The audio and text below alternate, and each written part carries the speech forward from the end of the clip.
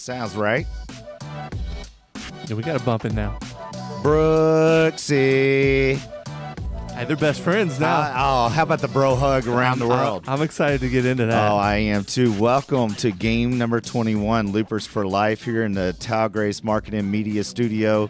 We're excited. I mean, the Ryder Cup win. I mean, I got my USA T-shirt on. America it came through, dominated, and then and right off of that, here in Louisville, Kentucky, all the high school teams are getting ready for the state championship and qualifying regional championships. Yep. And, and I'm blessed to be able to coach a lot of the players. And so as a golf academy, we went out there and supported some of those that were playing. None more important than the number 5 man from Mel High School, who I watched shot for shot. And we're going to talk about my man Slim. But I watched one of the greatest high school regional matches go down yesterday here in Louisville, Region 6. And I'm excited, Teague, to have the head coach for the regional champions, Coach Greg Zimmermer, other known as Daddy Merman. And Greg, congratulations, Cal Athletics. You've been a head coach now for 10 years at Cal. I understand you're an alumni. What year did you graduate, Greg? So I graduated in 1986 at the Rock Creek campus. Ooh. Wow, that's over in Seneca. Why couldn't they just call that at the Seneca Park campus? Yeah, I know. I mean, why was it just Rock Creek? You know what? That's a great question. I don't know. When you say Rock Creek, everybody's thinking, where the heck is? I know where Fern Creek is. Yeah. But hey, congratulations, Coach. Congratulations. So how long has it been since Cal's been to the state? As a team, it's been, I believe, 13 years. Wow. As a team. And how long have you been the coach? 10 years. So this is your first rodeo to the state. This is my first rodeo. Yeah, I've taken lots of individuals in the past. Give a shout out to Merman. Hayden. Definitely. Hayden went twice individually, and I've taken other kids individually, but this is the first year as a team, and that was really our goal at the beginning of the year. Yeah, we and you wanted had to go as a team, and you have a fantastic team, and we're definitely going to highlight some of those kids as we talk about what happened yesterday. And T, you may not know, but basically there was a Cinderella story brewing over at Neville Mead Golf Course with South Oldham. Okay. They had 3 other players play probably their personal best rounds that they've ever recorded, not in a high school tournament, but just any tournament that they played in. And they shot as a team collectively 4 balls at even par. Oh, wow. And so the last pairings were Cal, St. X, and Trinity. And obviously, Coach, every year that's pretty much the featured 3, right? Oh, absolutely. And how many times have you been a bridesmaid in this? Oh, as a team? Oh, at least 5 times. Wow, 5 out of 10. Now, is Trinity in this same region? Yeah, this is Region 6. This is Louisville, Kentucky, and it's the surrounding a shame how they've changed this state thing. We have to talk to Coach about this. It's an absolute shame. It's a crime, honestly, what Kentucky high school golf has done. Well, and it's like this in a lot of other sports that they have. But going to to Coach's team here, setting the stage, they needed to shoot even par to get into a playoff. St. X needed to shoot even par to get into a playoff. South Oldham had already posted even par for their 4 out of 5. And coming down the stretch, the feature game was St. X, Trinity, and Cal. And the last, couple games in, 18 at Neville Mead is a birdie hole. Coach, tell me how you told your kids to play that hole. Well, let me just back up and just. The scores were coming in so fast, and when we got to hole 16, I looked at the live scoring. We were 11 shots out on hole 16, and I was with my number 2 player, Brady Smith. And Brady looked at me and he goes, "Coach, what do we need to do at this point?" And I said, "As a team or individually?" Because I said we're 11 shots out. I mean, it will be a miracle, right? If we could get there as a team. And Brady looked at me, and 16 is a drivable par 4. And he said, "Well, Coach, do you care if I hit driver and try to get a hole in 1?" And if you know Brady Smith, he's Right. just like a bulldog. Oh, he was taking dead aim. Oh, he was taking. He knocks it to 10 feet Oh, What? wow. and lips out the eagle putt. But that's what got everything started. Wow. And so when we got to 18, I mean, at that point we were still, as I was looking at the sheet, we were still 7 shots out, but scores had not caught up Right. at that point. And this is Brady playing as your number 2 guy because Teague, he has one of the best players in the state, if not the best player in the state, playing as his number 1 guy, senior Matt Troutman, who is committed to go to Oklahoma, playing in the final game. That's a nice place to play college golf. Well, yeah, no doubt. I mean, perennial top 10 program, and so that just speaks class of his game. And Brady, he's a junior. Is that correct, Coach? Sophomore. He's a sophomore, and he is a fantastic stick as well. And just like Coach said, I mean, he definitely has a bulldog mentality, and he was taking dead aim at that pin. So that kind of started the momentum. What about the players in front? I mean, and kind of leading into it, because 17 is a very challenging hole at Neville Mead. Yeah, absolutely. I mean, big numbers could be made. We all as a team said we were going to hit driver on that hole. The How long was it playing, Coach? I think it was playing 377. It was up. But the tees were up, and there used to be a ditch right in front, about 120 yards out with rocks, but they took all the rocks out, and so we just decided as a group we were going to challenge that ditch, and it worked somewhat. Right. The only person that really struggled all day and really with his putting was Matthew. Matthew had birdied 15, got the +1, and got to 17, had a 12-footer for birdie and 3-jacked that thing. Oh wow, really? And got back to +2. Wow.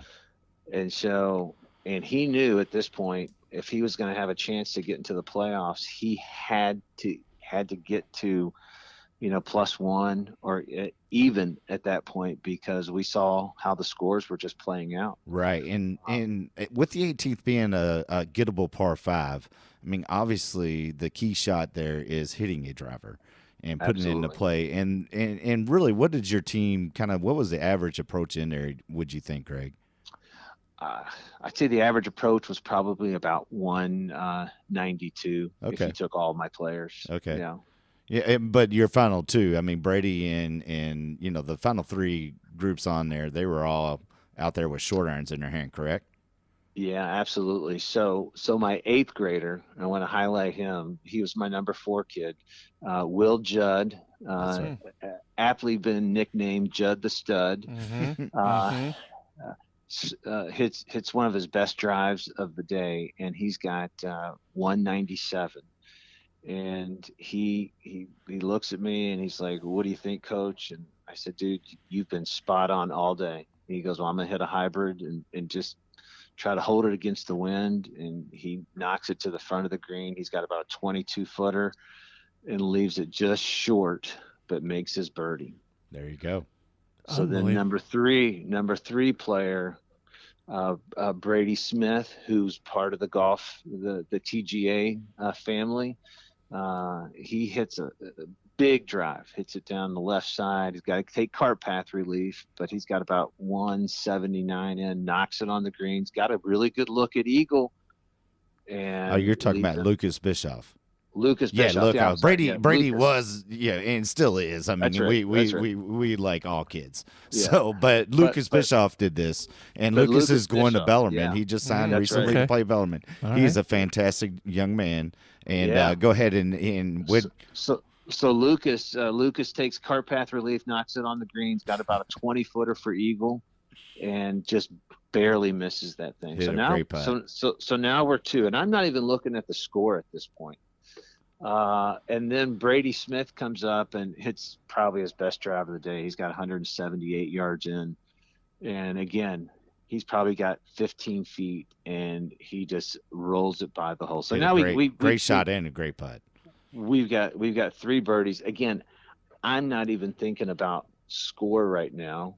I'm just trying to figure out, hey, can I get some of my kids in, because I've been looking at the score and the scoreboard hasn't caught up. And can I, before we go further on that, I mean, and this is the interesting take on this. I mean, and as I told you, Teague, I mean, the scores were so low and under par that we're going in. You're thinking, okay, hey, can I get my team there? And not really, some of these kids might not get on unless they qualify as a team, right? And then, as Coach said, I mean, he's kind of been the perennial bridesmaid in these things, and so he's looking for his best players and saying, "Hey, let's move the needle and qualify for state. Yep, let's get you there." And absolutely. And and that is, and that really sets the stage for a kid like Matt Troutman, who is your number 1 player, who was sitting outside the bubble. At this point in time, and it was known, it was known that 68 was the win, and definitely want to shout out to Caleb King and his play, and then all the other qualifiers that were 69s and 70s, and so Matt is now, you're getting Brady in. It looks like Brady gets in, correct?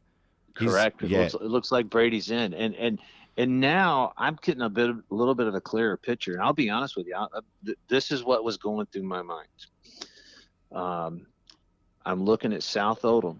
South Odom's got 3 kids that are in the top 7. So I'm thinking to myself, I'm pulling for South Odom.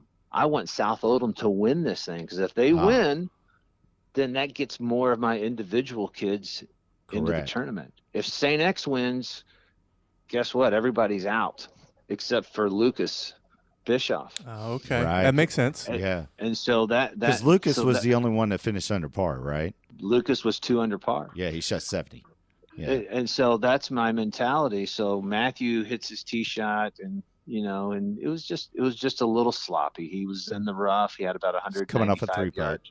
Yeah, coming off a 3 putt. He's got 195 yards in, and kind of a squirrely lie. And debate between a 4 and a 5. He goes with the 5, and he smokes that thing, but he hits it over the green. Yeah, right over the flagstick.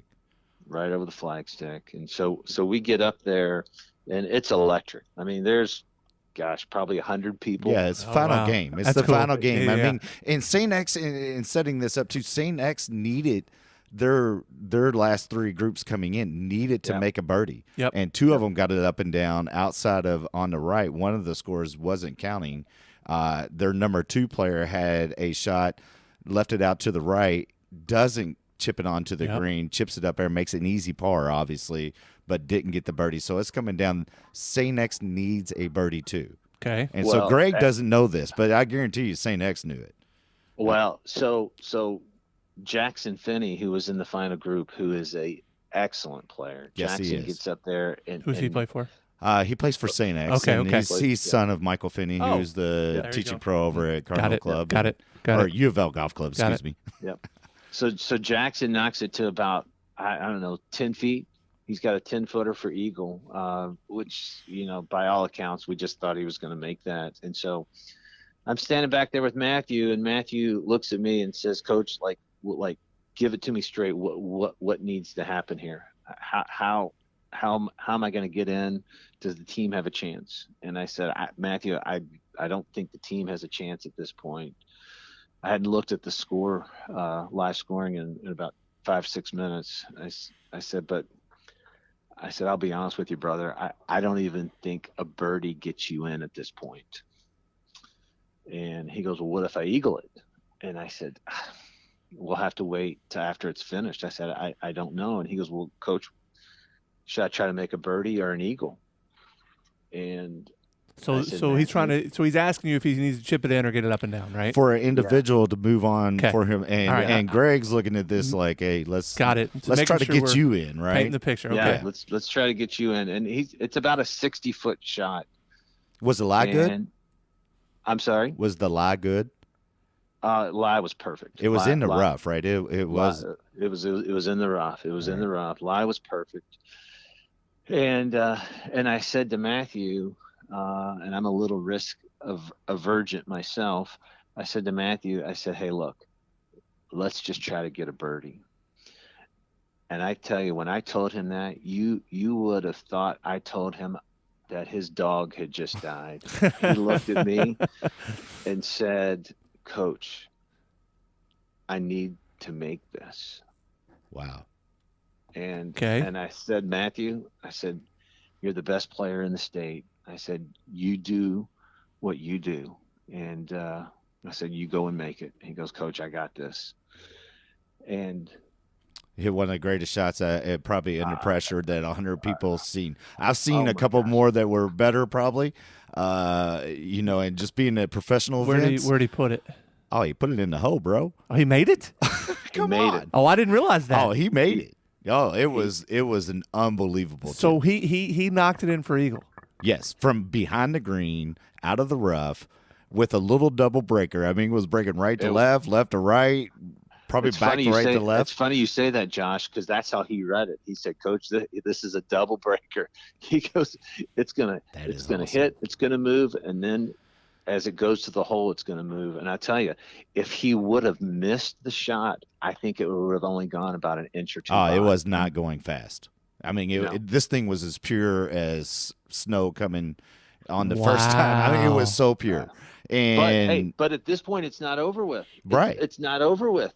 right. Well, and that's the interesting thing. No, So wait a minute. you So know, when the ball went in the hole, did everybody go crazy? oh yeah, yeah. And I mean, it was he played first, which Jackson from St. X had a putt for eagle, so he played from off the green because he played first. Yep. And chips it in.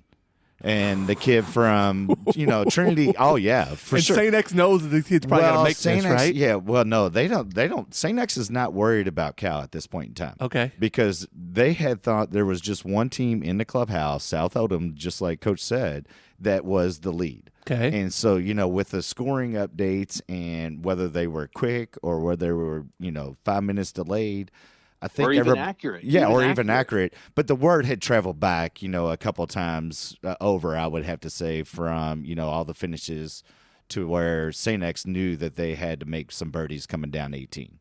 Okay. And so Jackson has a 10-foot putt, and he hits a great putt. It was a fantastic putt. He was a little bold. Left himself probably. You were up there, Coach. I mean, it looked like 3 feet. 3 from, feet. Yeah, I mean, So he hit it 3 feet by. Yeah, he rolled an eagle putt to try to match Matt. Yeah, okay. I mean, Makes sense. and He wasn't going to leave it short. and he stepped up and he got it, and that ended up putting them at even par for Yep. And as the scores are now completed and added up, and then because what happened on the last few holes triggered by his 2 and 3 guys, and then Matt chipping it in on the final hole, that moved y'all to even par as well, correct, Coach? Correct. After he missed the shot, my players and parents came running up to me and said, we're all tied. And I had no idea. I was clueless. Wow. It's hard, Coach. It's hard to be in that situation. I mean, you're trying to help the kids. There's no way you're going to know exactly what that is, anyways. Absolutely. But, Yeah, and I think it's great that you're trying to look at these kids and say, "Hey, let's get through. Come on, let's keep pushing the needle for what you." day. So yeah, and so all 3 of these teams come, and this is where I gotta ask and kind of play. What the heck? I mean, that was of all the playoff formats that I could have imagined that went down.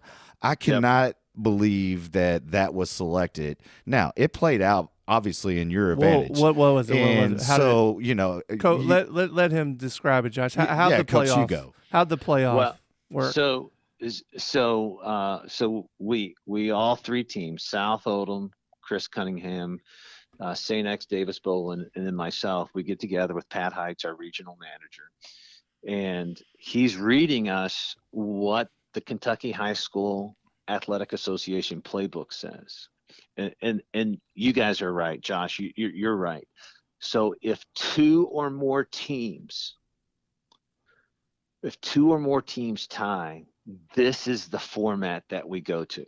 And the format was this: number 1 player goes to 1, 2 goes to 2, 3 goes to 3, 4 goes to 4, 5 goes to 5. Everybody plays, then you radio in the scores, and if there were ties or if somebody was eliminated, or somebody could win, through those first 5 holes. But if there was a tie at that point, and we were playing relative to par, so we weren't playing total score, but it was relative to par. Which I think that probably lost a lot of people when they first said it, because Yes, if you were not down there and you heard that and you were like, oh, okay, well, this makes a little bit more sense. But continue forth and yeah. So he reads that to us, and let me tell you, that's when the controversy begins. Oh. So I'm going to tell you that there was controversy behind that, because you were out there, Josh. All of a sudden, Neville Mead had started letting members and people go out and play. Oh man, this is that I could not believe. There's people on the course on bro. 1, 2, 3, 4, and 5. Right? I'm glad you said something, Coach. They let people out on the course. Johnny Public was out there, buddy. Oh okay. yeah, they were holes 1 through 8. Like when they said they're going off the front nine, I was like, "Are you kidding me?" Hey, man, I mean, and then because you could see, at Neville Mead, you could see people everywhere. Wow. Oh, it was all right. So then. I'm not going to name names in this, but then one of the coaches said, well, why can't we just go 18, 17, 16, 15, 14? And, number 1, 14. And I'm looking at my players, and I'll be honest with you, that was not a good matchup for us. Right. Okay. Fair enough. And so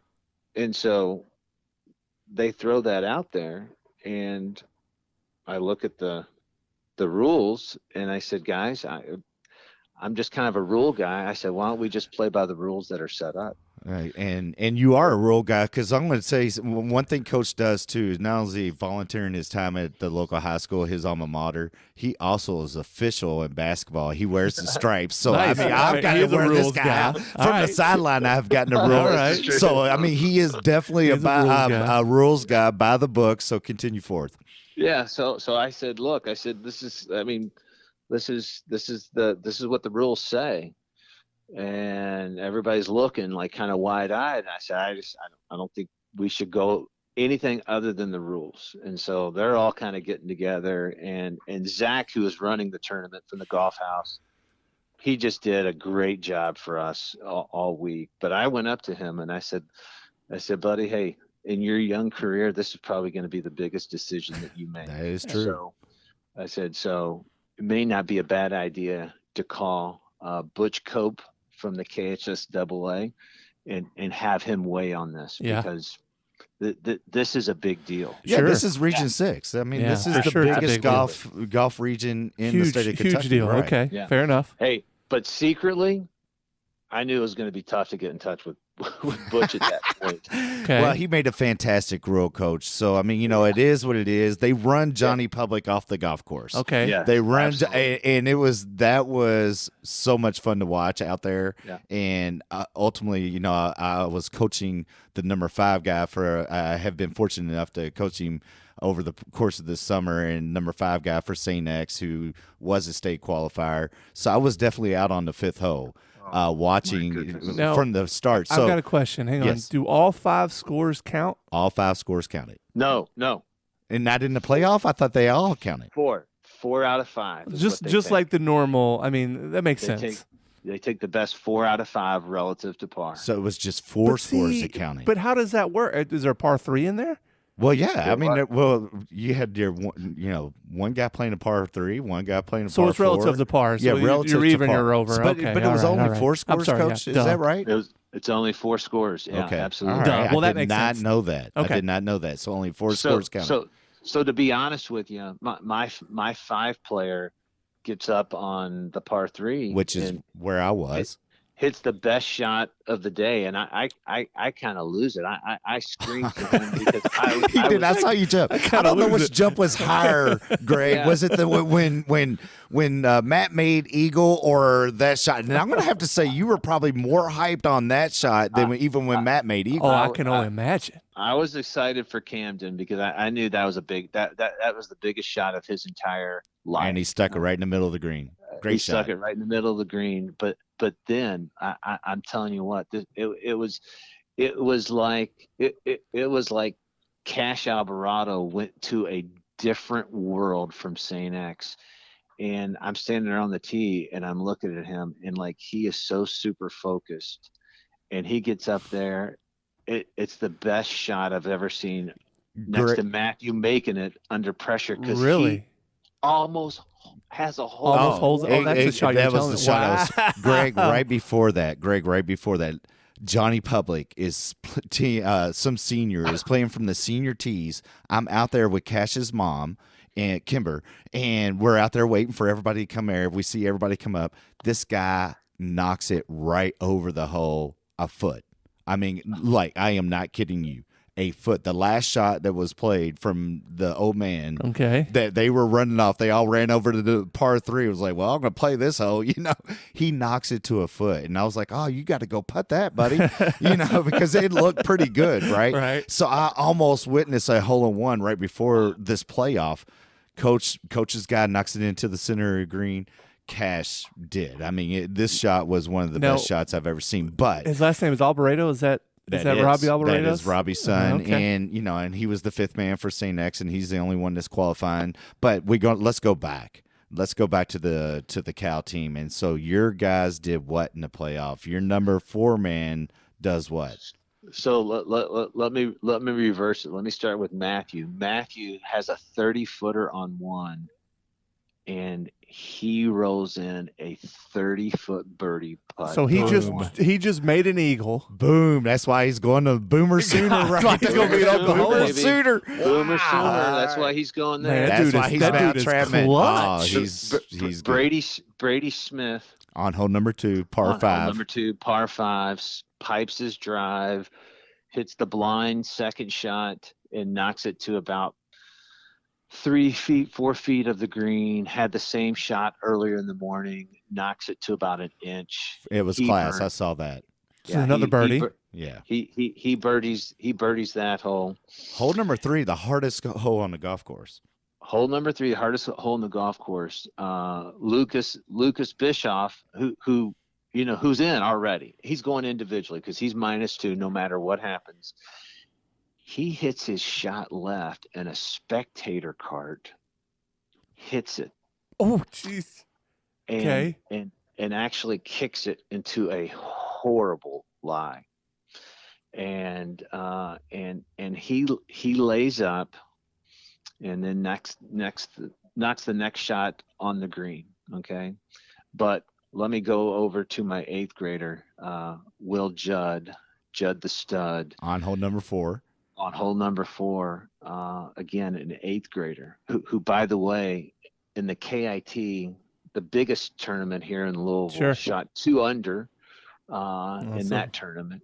Judd the stud can play. Yeah. Judd the stud can 8th play. Mm-hmm. He gets up and he sticks it to about 7 feet, and the St. X player is about 5.5 feet, and Judd the stud gets up there and center cuts that thing for our 3rd birdie. Now, did you see that one? I did not see I that. heard that one because of where I But was at. I was on number 5 and kind of on number 2. Didn't get to see it, but I mean, you could hear the roars were very. Oh, this was I like can imagine. This is coming off the Ryder Cup, bro. Right. I mean, we Yeah. haven't even talked about the Ryder Cup. We're so Oh hyped my on this gosh. still. All right. All right. Absolutely. So you got a birdie in the house. So we got 3 birdies in the house. So you're we got 3 3 under. birdies in the house. Camden, our my 5 player, hit a little strong putt and had about a 4-footer coming back and missed it. Yeah, he lipped Oh, it. He so hit a he good putt. bogeyed. Okay. He hit a good putt. I mean, he All did. right. But at this point we're in. I mean, at this point I've got 3 birdies and a bogey, and so you're 2 under. Yeah, right. We're Lucas has a birdie putt, or has a par putt on the last hole, and it's really irrelevant at this point. He either makes it or he Right. doesn't. Did If you he know makes that it- on that green? I did not know. Yeah, it did not look like that you knew that because I happened to be driving there and saw Yeah. that. I didn't know it because I had, in the moment, I felt like we needed the par putt. Right.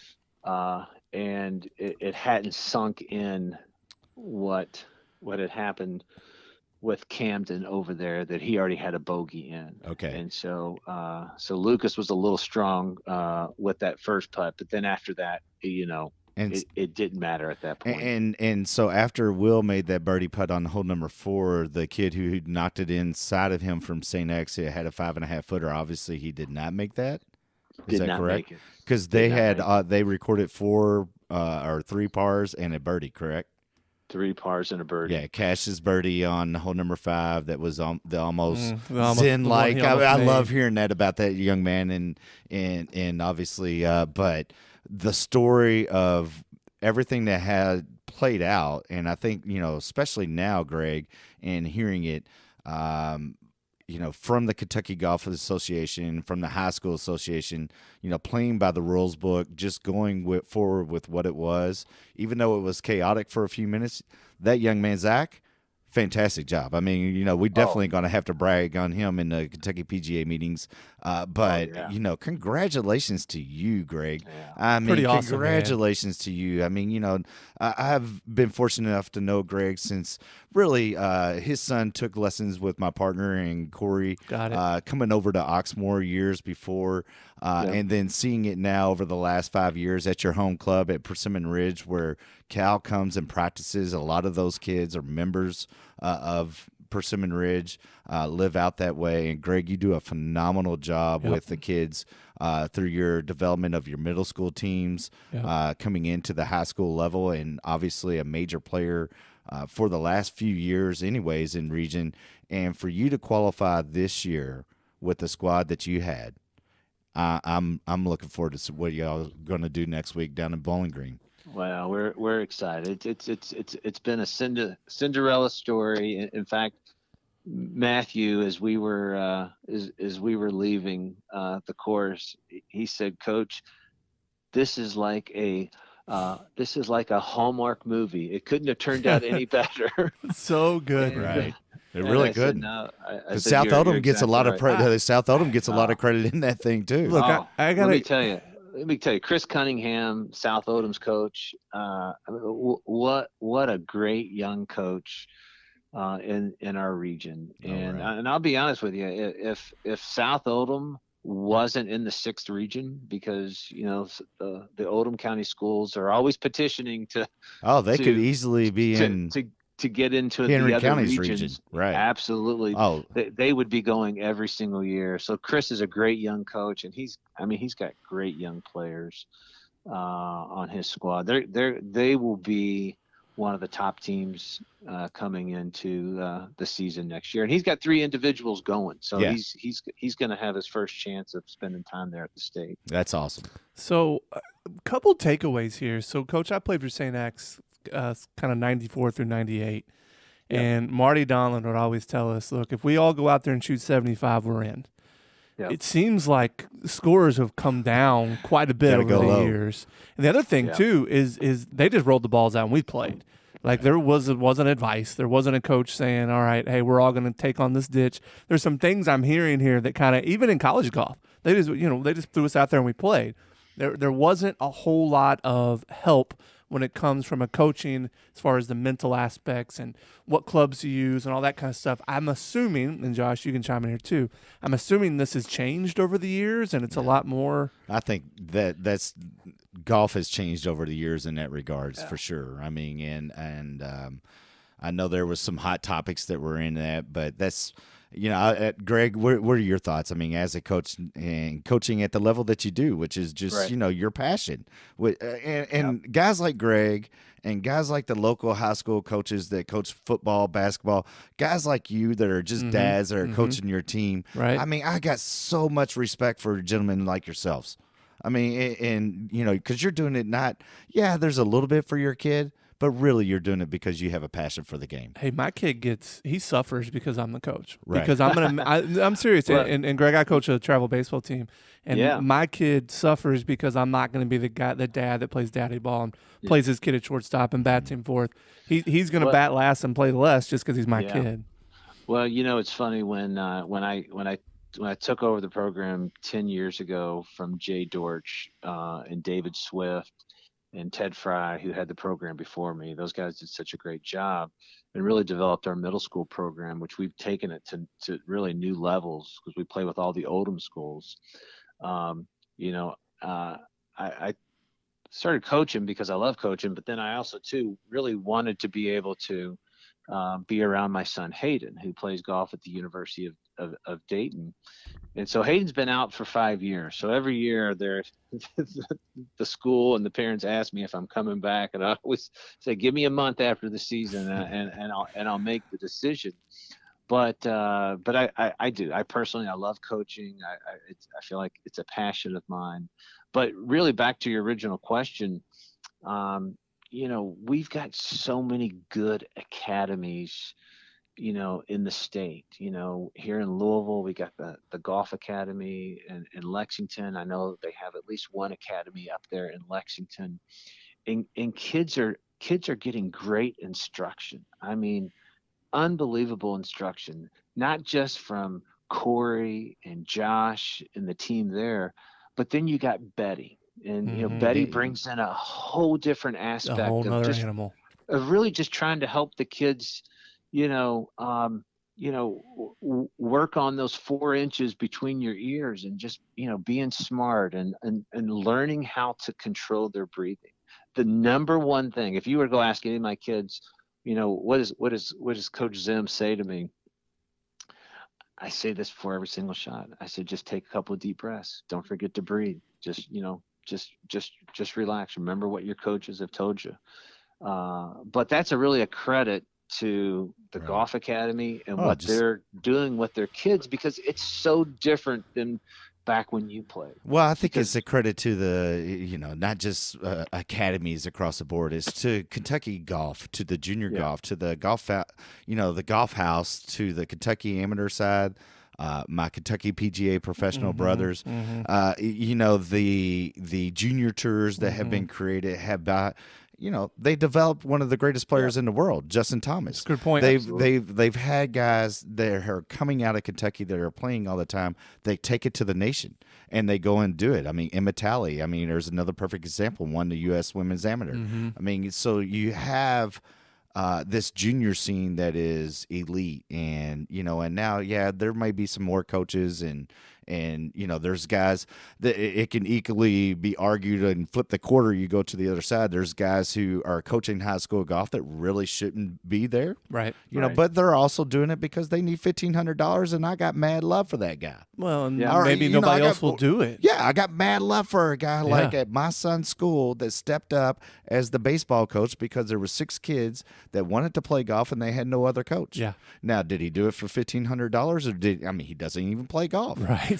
But he did it for the kids. Hey, and I got mad love for guys that do that, or gals. Well, Josh, you bring up a great point. Even talking about JT, over the last 5 years, JT has shown up twice at the Kentucky Invitational Tournament.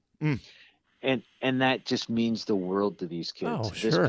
This past year at the Justin Thomas tournament, which, by the way, Matthew won. That's right. I think he shot 11 under, or maybe it was. He lit it up that second or that third round. I know that. But JT showed up at that event as well. So you're right. Kentucky golf is on everybody's radar, but you got guys like JT who continue to make it relevant and continue to give back to the state, and that helps every single program, not just St. X because he's a St. X grad. That helps every kid in Kentucky wants to grow up and play golf like JT. Well, speaking about every kid in Kentucky, next week, Bowling Green Country Club, I hope your team's ready to play. You are up at the top of the leaderboard. I hope you soak it all in, Coach. And one last quick question. What happened to the regional trophy? Did you bring it home last night? Did you take it to Cal? Tell me the quick story. We're gonna get you off of here. I know you got a conference call. So I left. I left the Neville Mead, and I got a call from the regional director and said, "Hey, you forgot the trophy." That's awesome. I went back to pick it up, And St. X's coach was there, and he goes, well, I was going to take it with me. He goes, I can't believe you forgot it. And I said, look, I've been to this tournament for the last 10 years, and I'm used to walking away without the trophy, so it just felt normal to me. That is such a great story. That definitely puts the exclamation point on what that day was. It's unfortunate that there is teams that just, do not come out of certain regions. But, it is what it is. You play by the rules, and that's what happened yesterday. Thank you for your insights, Greg. Thank you for everything that you've done for the golfing community here in Louisville. In a small way, Greg, I mean, you have made a huge difference by volunteering at that school. Sure. And your alma mater, and best of luck this upcoming week. Well, I appreciate it, guys. It was a lot of fun. And, we're going to try to represent the 6th region next week, and there's a lot of good schools up there, but I think we have a real good shot. Hey, we'll be pulling for you, Coach. Yes, sir. Thank you. Thanks, guys. All right. Wow, that was good, man. I mean, that was a classic. Hey, he painted that picture. He pretty painted awesome, a picture. didn't he? He did. I mean, that was good. And that was how it was a perfect day to be out there, T. Mm-hmm. I mean, it was a picturesque day. Yeah, I mean, Neville Meade was in fantastic shape. Big shout out to Robert Costello and his staff. Yeah, he does a great job. And obviously his agronomy team does a great job. I mean, that place is pure. You have to say that when you're looking at public golf courses in the Louisville area, if you do not go out and play Neville Meade, you probably have not done yourself justice. Here's the thing, man. So, and I got to bring this up, and I don't know how much you want to chime in on this, but so there's a kid that I think even used to be with you guys named Turin Duber. Oh, yeah. Who qualified for Bethlehem High School. 7th grader. Right. Great player. On the team, yeah. Great player. So anyways, Bethlehem qualifies, and I was looking at the other scores, and I don't know that any other team that they played didn't have 2 or 3 scores in the 90s. And so you're talking about a region where, and this not saying that Bethlehem doesn't belong, they do. Oh yeah, they do. But man, you got your St. X's and your Trinities and your South Oldhams and all these teams to get left out of the state tournament. It just doesn't seem right. Well, and they have this through the Kentucky High School athletics. I mean, and whether it's baseball, and just kind of like we didn't talk with Greg about this, but baseball. We've football, had that talk with Rick Arnold at Trinity before. And there's this all the teams are located in Louisville and Lexington. Respect.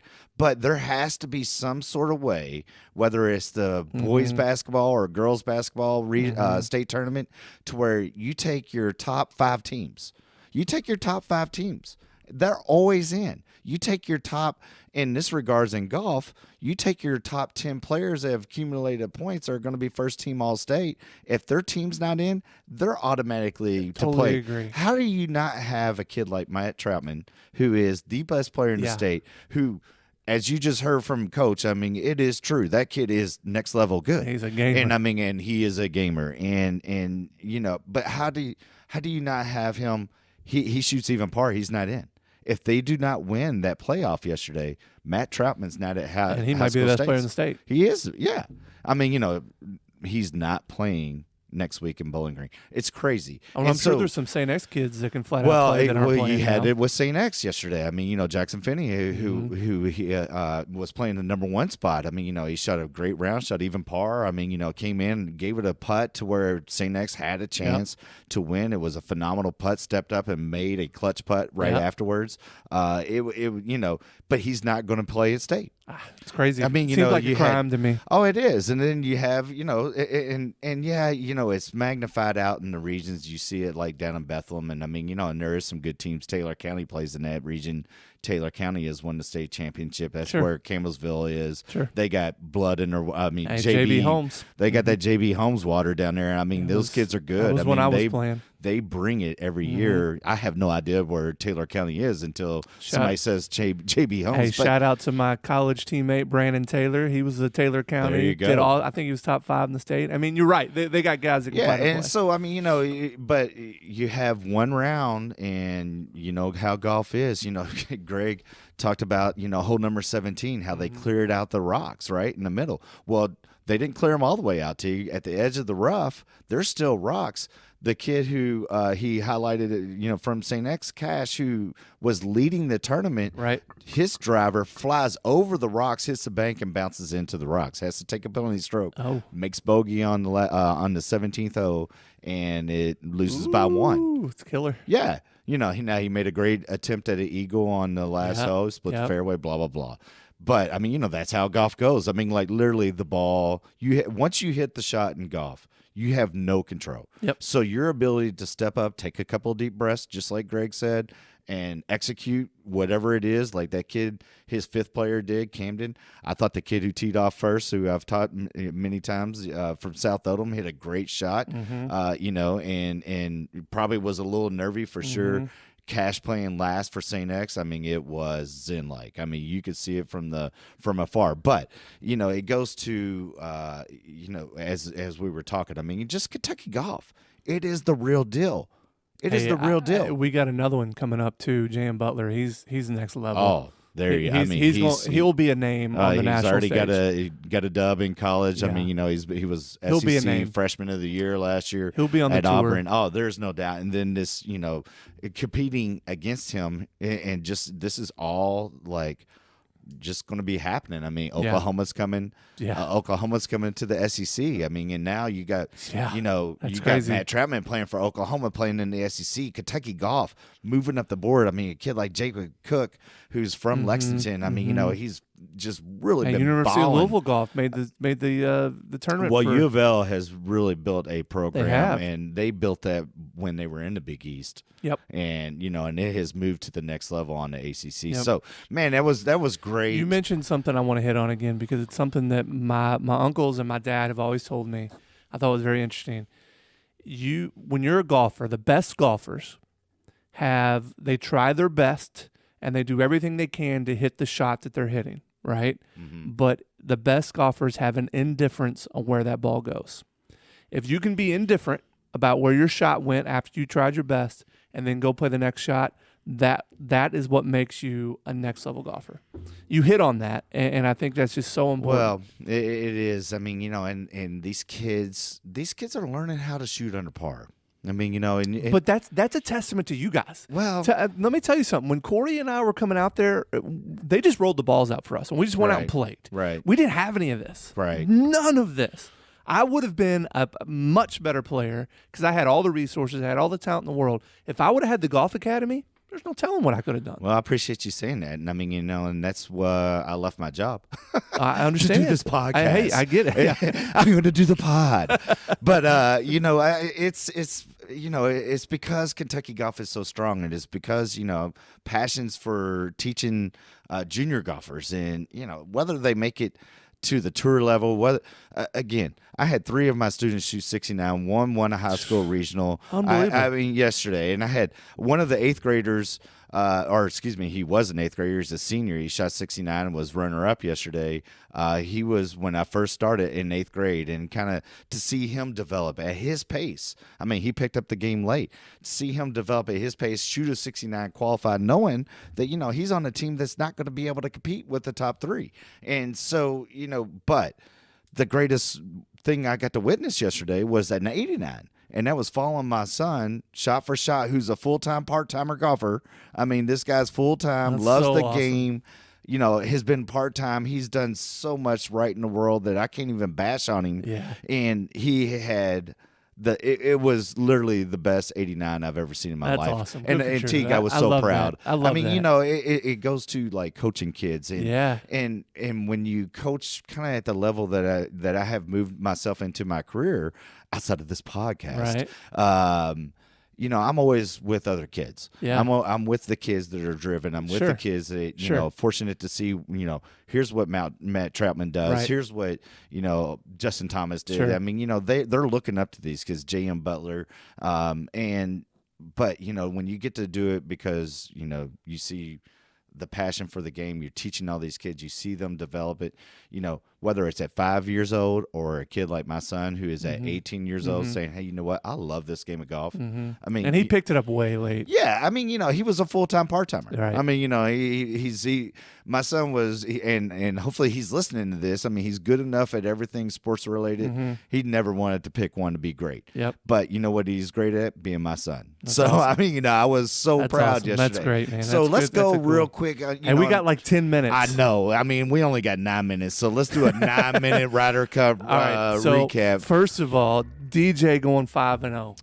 My gosh! I told you he was the guy. How about you. he's coming off? He was coming off a 1-4-1 appearance or 1-4-0 in the Ryder Cup the year before. Man, I mean, he partnered with Xander, and it was just awesome. He partnered with Colin. I mean, he was the man. But I got to go to my first, Scotty Scheffler. I'm sorry.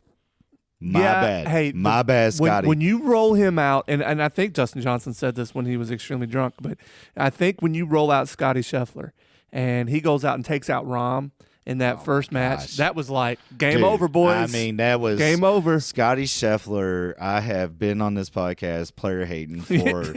I have. You know what though? Did you see what his total aggregate was for the week?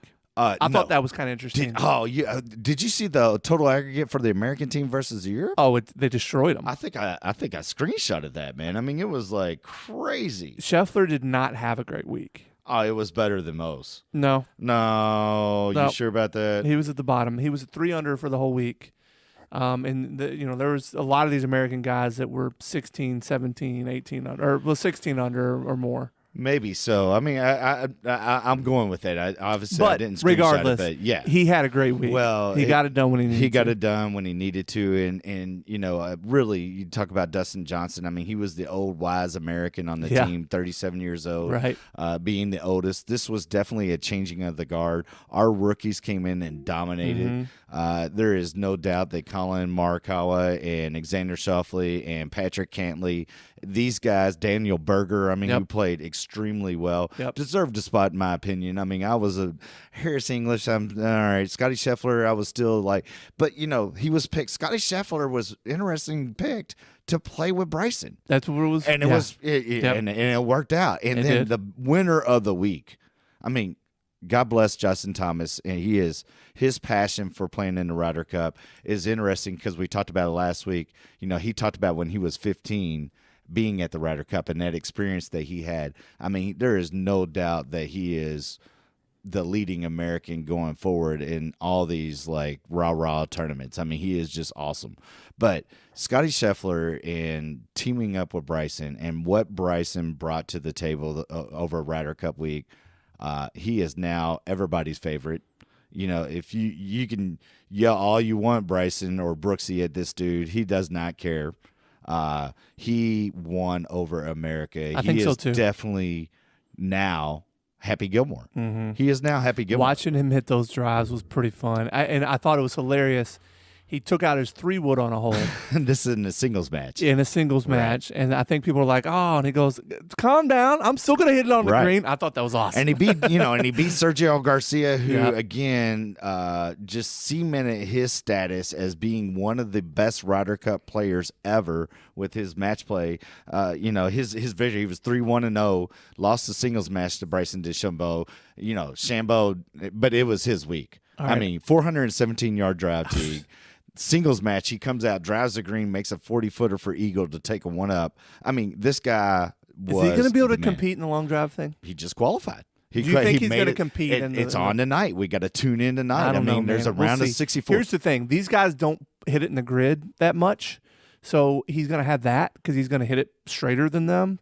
But these dudes bomb it, man. I don't know. It'll be interesting to see. Yeah, and it's gonna bring a light to those guys, and it's awesome. And it's another form of golf. I mean, it is awesome, and you better believe he is now officially, especially if he gets in there, qualifies, gets down to the final 10, which I think he's going to make the top 10. I mean, the guy's going to put it on the grid. He's going to pump it out there. I mean, and so he's going to be in the mix, and it's going to be great TV. All right, I got 3 topics I want you to hit on. We're gonna rapid fire. fire. I want your thoughts.